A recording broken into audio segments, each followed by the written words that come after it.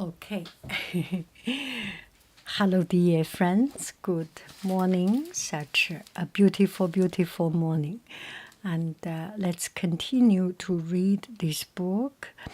And I have to flip through from beginning to the end, and sometimes go back to reference something. And Iliad, this story was not told as Odysseus. I mean, in the sense that you get less talks, less videos, or less information of the Iliad instead of in comparison with Odysseus. So there are a lot of stories, a lot of background I do not understand. And if you feel that my story time is a little bit confusing, it is purely because of my lack of knowledge. So I should acknowledge this before you later on get frustrated. Okay? And I am not frustrated. It takes me time, and I think if I read it 3 times, 4 times, 5 times, I will start to understand it. For some other stories, now I understand because I have read many times. So this is one of my way of learning. Give myself the time to read, to understand.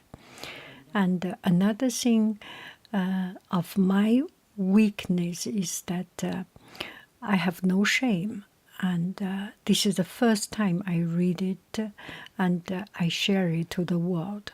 I share the confusion of my reading to you. And I am an irresponsible person because without myself understanding it, I already read it. So I'm sorry for your time. Okay, let me enjoy this. Disaster for the Greeks. The next morning, both armies strolled out. Both armies strolled out to meet each other. The soldiers swung their blades like reapers cutting corn, and Agamemnon fought as fiercely as a lion, as Mufasa. Push forward, he shouted to his men, as hard as you can. Push forward as hard as you can, he shouted to his men. Gradually, the Trojans were forced back towards the Scaean gate. Now the Greeks were close to the walls of Troy. It looked as though they were on the brink of victory at last. Ooh, they see good sign. I mean, the Greeks seeing good sign, but the war wasn't destined to end yet, as the Trojans huddled together outside their gates. Zeus sent Iris, the rainbow goddess, to encounter Hector. Be brave, she told him. I bring a message from Zeus. He says that you should order your men to keep fighting, but hold back yourself until Agamemnon is wounded. When that happens, and you see him withdraw from the fight, charge forward and attack the Greeks as hard as you can. If you do that, you will reach their ship before nightfall. Whoa, don't fight now. Don't fight now, Hector. Hold on, hold back. Let your soldiers, let your men do the job. And when they heard Agamemnon start to retreat. This is the time you jump up. Keep your force. Keep the power of you. But do not discharge your power too early. She vanished. The rainbow vanished. Rainbow iris vanished. And Hector turned to his troops. Keep fighting, he shouted. Zeus has promised us victory. As Zeus had ordered, he held back from the fighting himself. He watched Agamemnon charge towards the Trojans and saw a young man named Iphidamas step out to meet him. Iphidamas had left home on his wedding day to help with the defense of Troy, but he was no match for Agamemnon. As they clashed, his spear buckled against the Greek king's shield, and that was the end of him. Oh, Iphidamas, Iphidamas,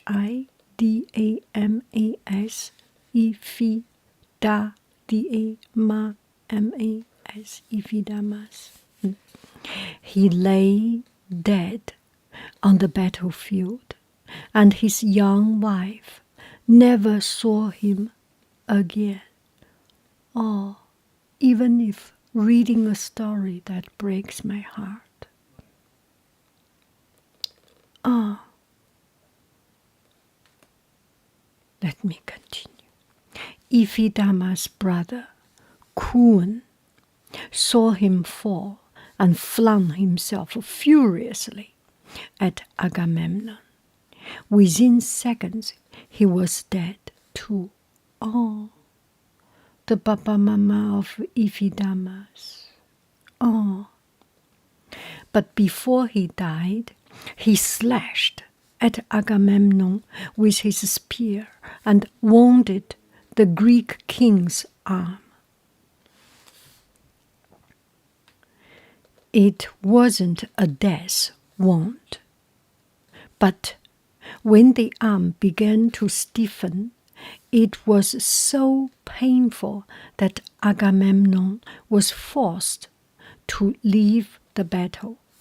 Jumping into his chariot, he called on the other Greeks to keep fighting while he went back to the ships. This was exactly as planned by Zeus. Hector's moment had come. In a great voice, he shouted to the Trojan army, Agamemnon is running away. Fight like men. Zeus gives us victory. Agamemnon is running away. Fight like men. Zeus gives us victory. He rolled out on the battlefield with all the Trojans behind him. The Greeks began to fall back, retreating towards the ships. Odysseus saw what was happening. We must hold the Trojans back.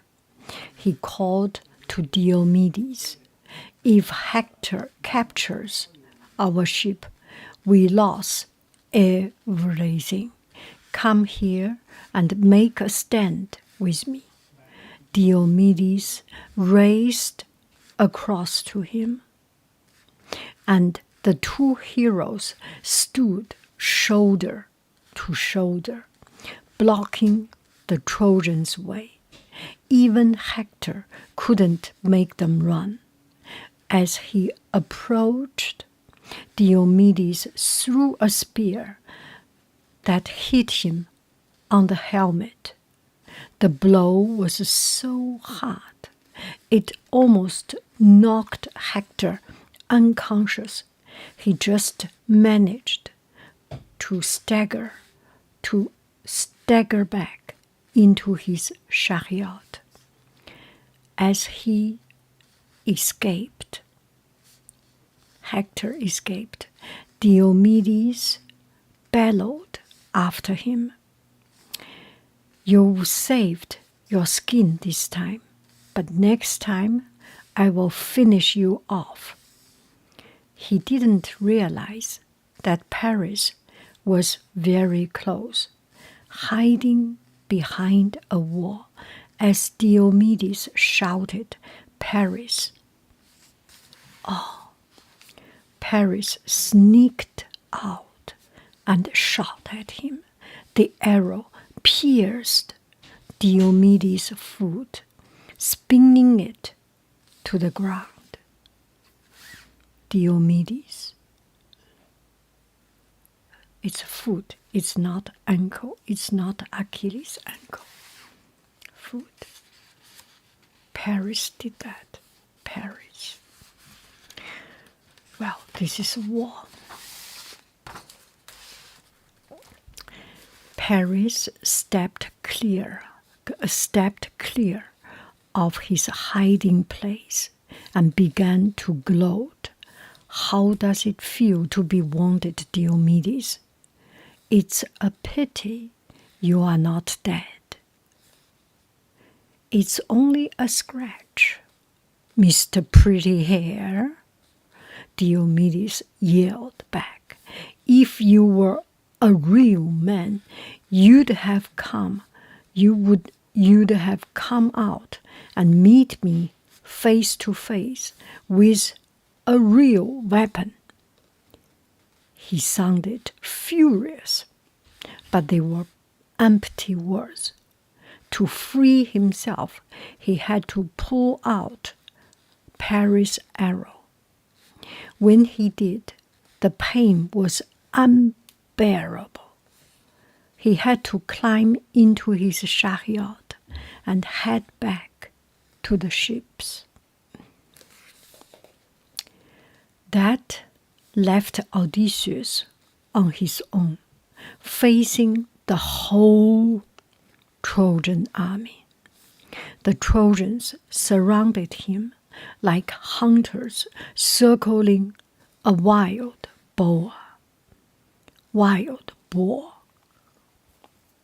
He kept fighting bravely and managed to kill some of them, but finally a spear went right through his shield and into his side.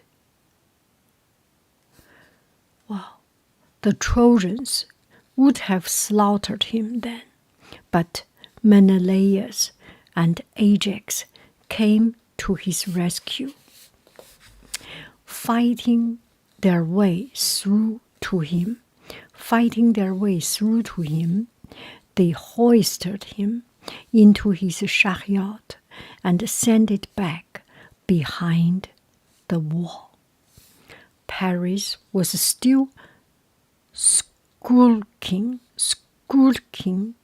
in his hiding place, shooting at every Greek he could reach. One of his arrows hit Machaon,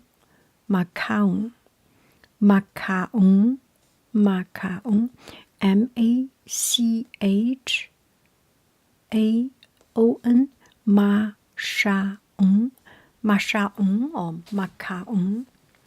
Machaon. The doctor who treated the wounded Greeks. Nestor knew it would be a disaster if Machaon died. So he went racing to the rescue, but that took Nestor out of the battle too. Once he had lifted Macaon into his chariot, he had to take him back to the ships. Achilles watched everything from behind the wall. When he saw the Greeks retreating, he was triumphant.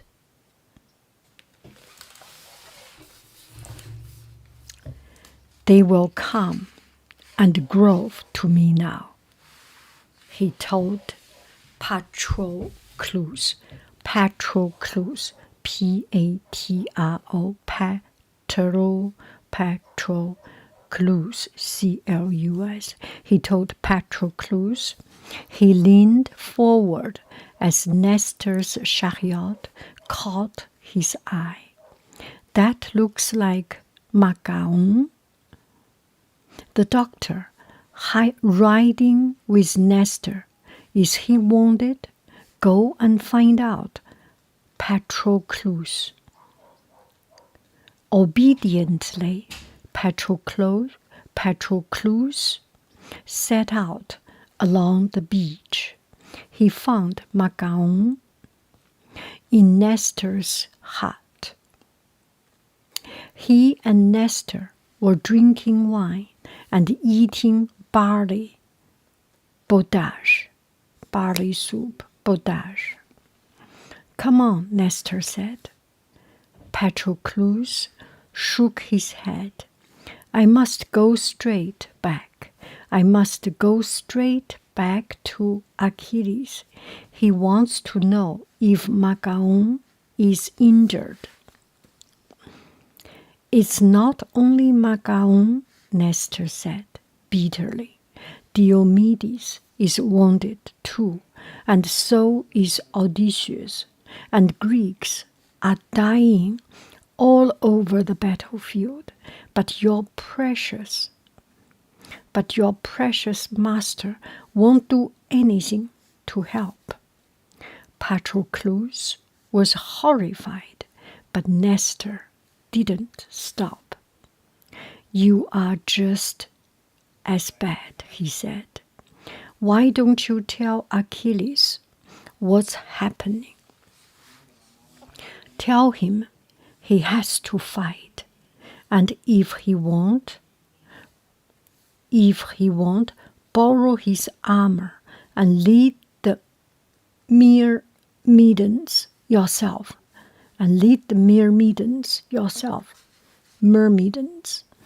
Myrmidons yourself. By then, Patroclus was almost in tears. He ran out of Nestor's hut and headed back along the line of ships. But before he reached Achilles' hut, he met another wounded man, a soldier named Eurypylus. Eurypylus was dragging himself along the beach with an arrow in his side. Patroclus understood at last that the whole army was on the verge of death and disaster. Is everything lost? He called to Eurypylus. Are we defeated?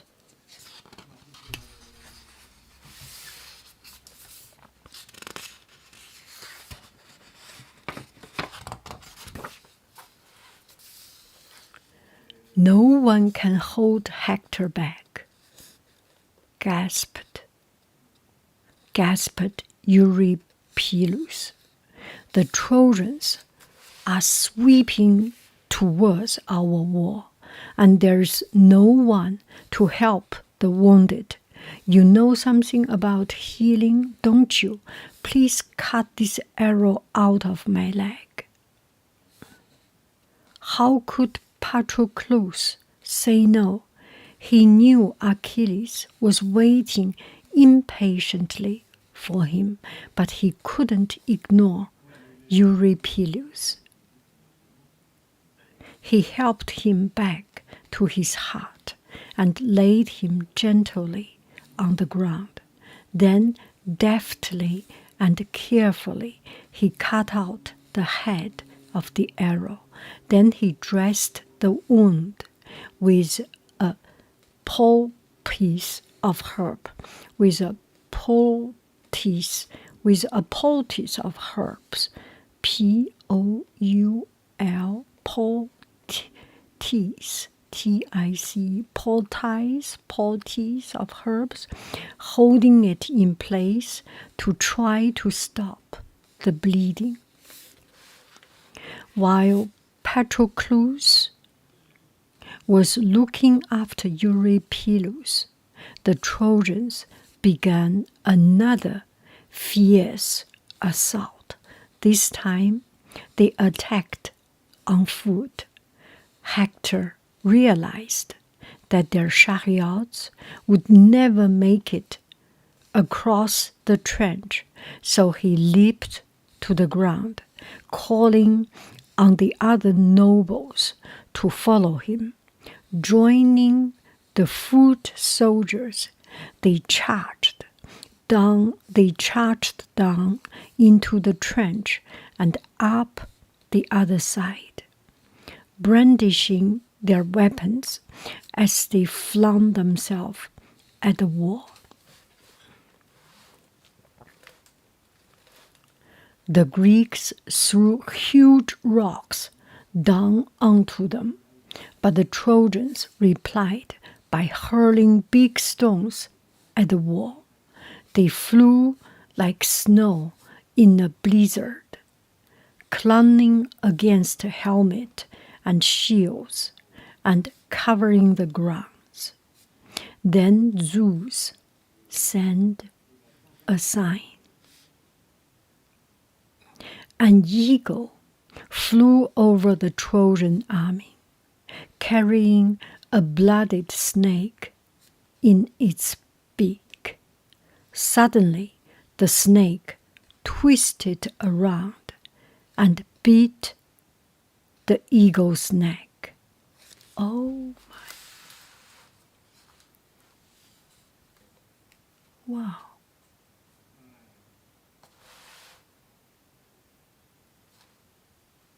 The snake twisted.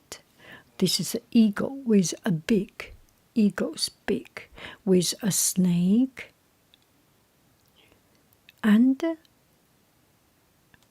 the snake is already bloody. You can see, almost dead. But the snake twisted and bite the eagle's neck. Eagle's neck.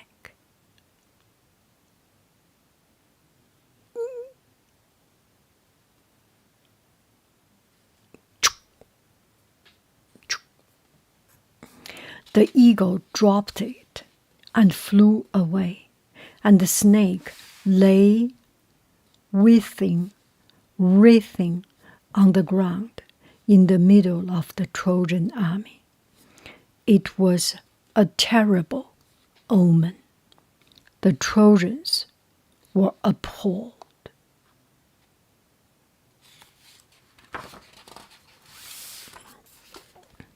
But Hector refused to retreat.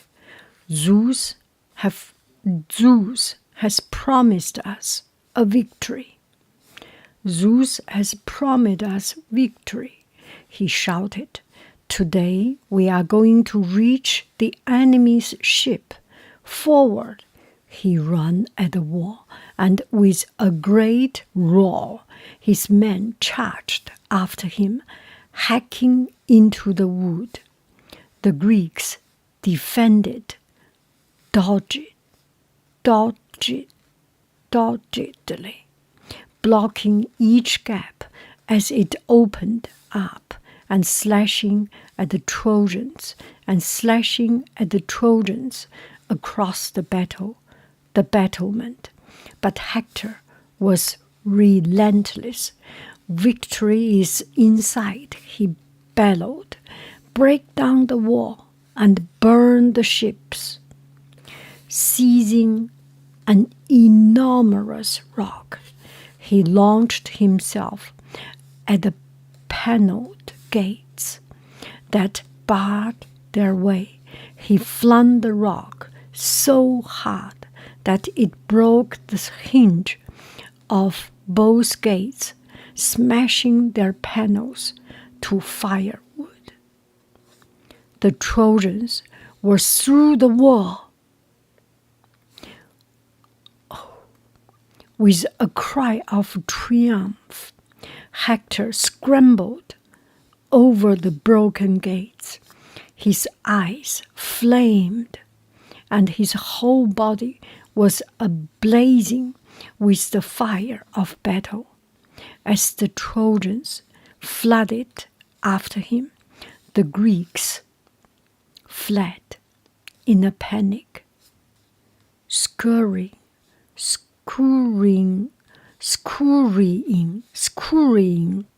among the ships for shelter.